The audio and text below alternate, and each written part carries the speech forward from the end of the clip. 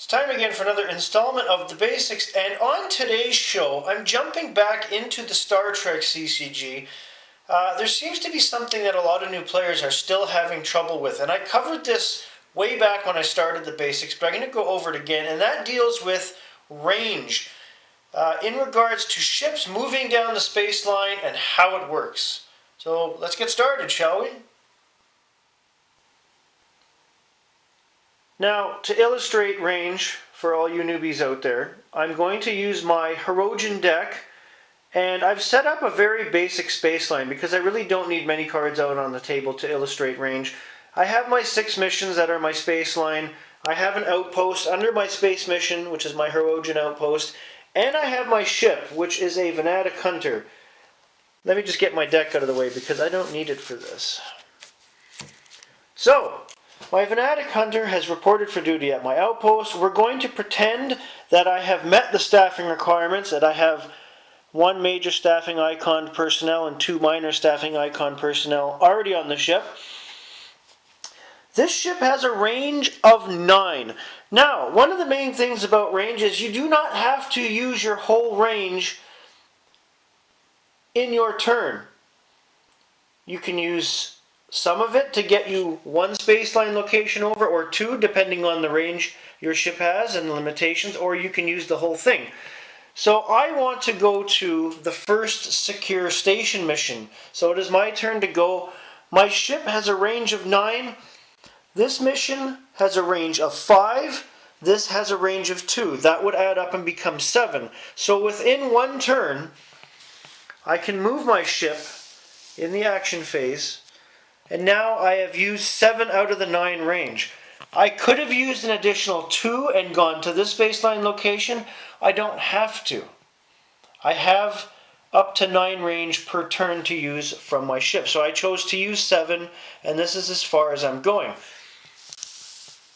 Say we're starting a different turn and you want to use up your full range in 1 turn. You want to go to that second secure station mission.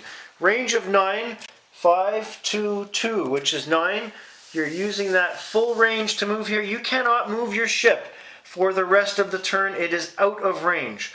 Whereas on the previous turn I used 7 out of 9. I still have 2 range I could conceivably use up if I wanted to, but I'm not going to. That is how range works in a nutshell. It determines how far your ship can go during a given turn. And again, you don't have to use all of your range up. On a side note, you need your staffing icons personnel in place. You have to have the right personnel to be able to staff the ship for it to move. But range itself is how I showed you. You have that much range to use per turn. No, you cannot save range up. Say you don't use any range in a turn and it becomes your next turn. That does not automatically give you double range. So in this case, 18. No. If you don't use your range, you don't use your range for your turn. That's it.